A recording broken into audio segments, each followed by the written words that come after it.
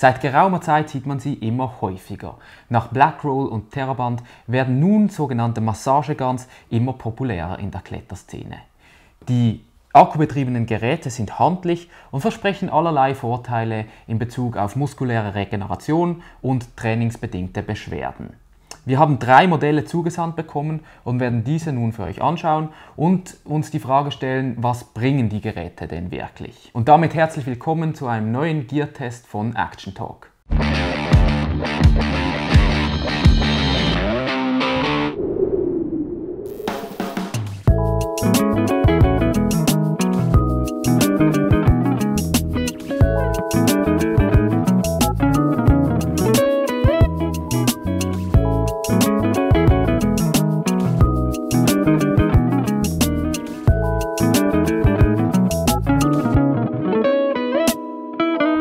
Bevor wir nun mit dem Test dieser 3 Geräte starten, schauen wir uns einmal an, wie diese denn angepriesen werden vom Hersteller.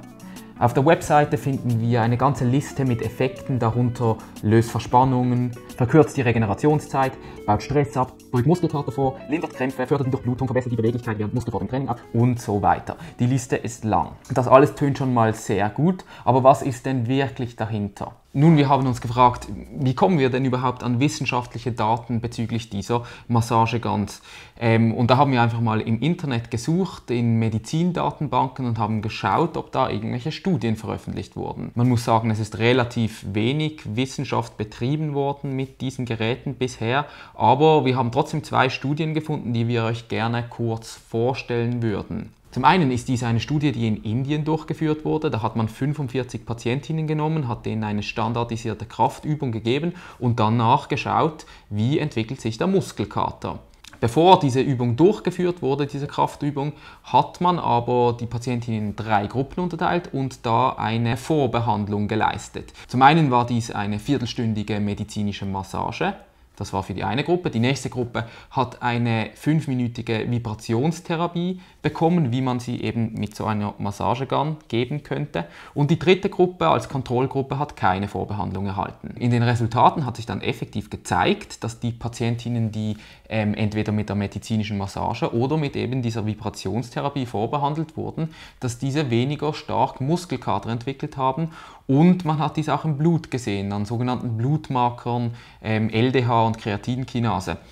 Die sind weniger stark hochgegangen als bei den Patientinnen in der Kontrollgruppe, also die keine Behandlung erhalten haben. Das war jetzt eine ganz knappe Zusammenfassung dieser Studie, zeigt aber, dass diese Massageguns doch tatsächlich etwas bewirken können. Den ganzen Text werden wir in der Videobeschreibung noch verlinken. Kommen wir nun aber zu unserer zweiten Studie. Das ist ein Fallbericht aus einem chinesischen Spital. Die haben dort berichtet, dass sie eine Patientin aufgenommen haben, die nach exzessivem Training konstant behandelt wurde mit so einer Massagegun und die dann durch das einen Muskelzerfall entwickelt hat. Da sind Muskelfasern kaputt gegangen und diese haben dann Proteine freigesetzt, die sind ins Blut gekommen und haben die Niere belastet, sodass man die Patientin dann medizinisch effektiv behandeln musste.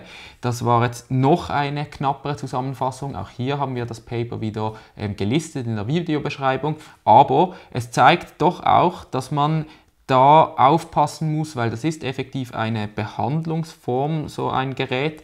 Und das sollte man nicht einfach überall draufhalten, sondern das muss man gezielt einsetzen. Aber was heißt das? Wie setzt man denn nun eine Massagegun richtig ein? Um das herauszufinden, haben wir einen Experten eingeschaltet und mit Klaus Isele telefoniert. Was siehst du generell in den Produkten? Sind die was? Gibt es da eine Anwendung? Macht das Sinn?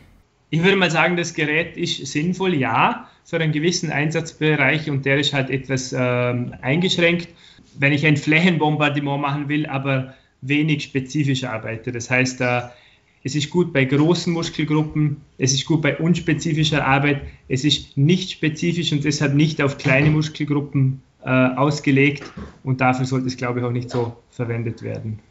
Und siehst du auch Gefahren drin? Da hätte ich eher ein bisschen meine Sorge mit dem Foam Rolling, weil das ja konstanter Druck ist und da zeichnen sich doch schon ein paar Studien ab, die Venenschäden berichten. Der Theragun ist noch etwas neuer als wie das Foam Rolling, also es kann sein, dass da Studien nachkommen, die dann belegen, es gibt auch Probleme damit. Also Das muss man ein bisschen abwarten. Was würdest du so empfehlen, wie lange würdest du jetzt einen Muskel behandeln mit einer Theragun? Je kleiner die Muskulatur, schon die Muskelmasse, desto kürzer. Das würde ich mal als Faustregel hinnehmen, aber immer vorsichtig rantasten. Und dazu habe ich ja da eine Skizze gemacht.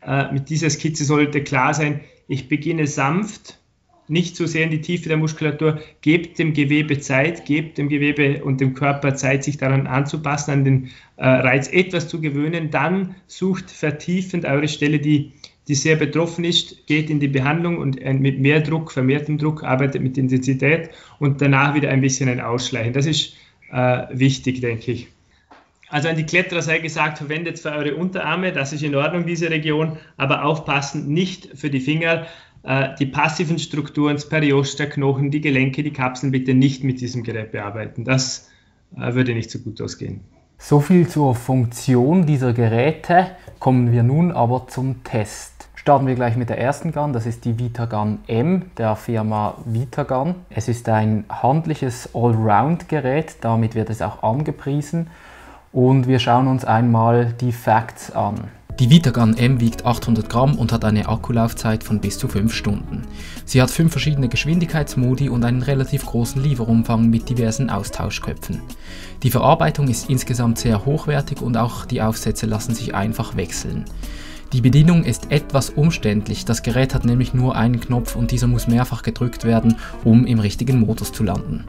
Preislich gibt es die Vitagun M für ca. 250 €. Was an dem Gerät negativ auffällt, sind der nicht austauschbare Akku und die Bedienung mit nur einem Druckknopf. Ja, zu der Vitagun M kann ich persönlich sagen, dass mir dieses Gerät am besten gefallen hat.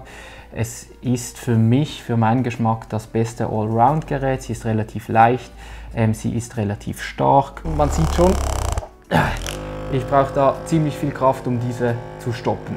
Und man kommt damit auch gut an den eigenen Rücken ran.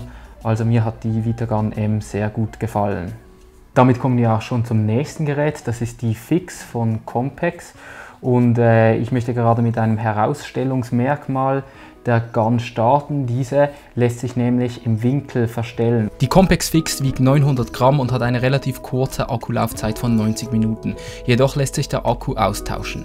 Der Lieferumfang ist kleiner als bei der Vitagun M, dafür kann der Haltewinkel des Griffes verstellt werden. Das Gerät ist solide verarbeitet, wirkt aber insgesamt etwas weniger hochwertig als die Vitagun. Punkten kann die Compex aber in der Bedienung. Die 3 Geschwindigkeitsstufen lassen sich mit einer physischen Taste einstellen. Dies geht insgesamt einfacher und fühlt sich intuitiver an als bei der Vitagun. Preislich gibt es die Compex für 300 €. Was mir persönlich an der Compex Fix weniger gut gefallen hat, sind 3 Punkte. Zum einen ist das die Form der Gun insgesamt. Ich finde, die liegt nicht ganz so gut in der Hand. Man kann sie zwar in verschiedenen Positionen halten, aber ich empfinde das eher als etwas klobig. Ich hätte da lieber einfach einen Griff. Des Weiteren finde ich den Gummiaufsatz, der gefällt mir persönlich weniger gut. Ich habe da lieber so einen Foam-Aufsatz, aber das ist Geschmackssache. Und als letzten Punkt muss man hier noch anfügen, dass die Compex im Vergleich zu den anderen Guns relativ schwach ist. Ich werde es auch hier nochmals demonstrieren. Ich stelle die Gun auf die maximale Stufe und dann kostet es mich relativ wenig Kraft, diese zum Stoppen zu bringen. Das, ja, ich weiß nicht, wie sehr sich dies im Alltag zeigen wird. Man kann die Gun völlig normal gebrauchen, aber ich habe das Gefühl, sie ist etwas schwächer als die anderen Modelle. Und damit kommen wir zu unserem dritten und letzten Modell. Es ist gleichwohl auch das kleinste Modell. Das ist die Vitagun K, ebenfalls vom Hersteller Vitagun.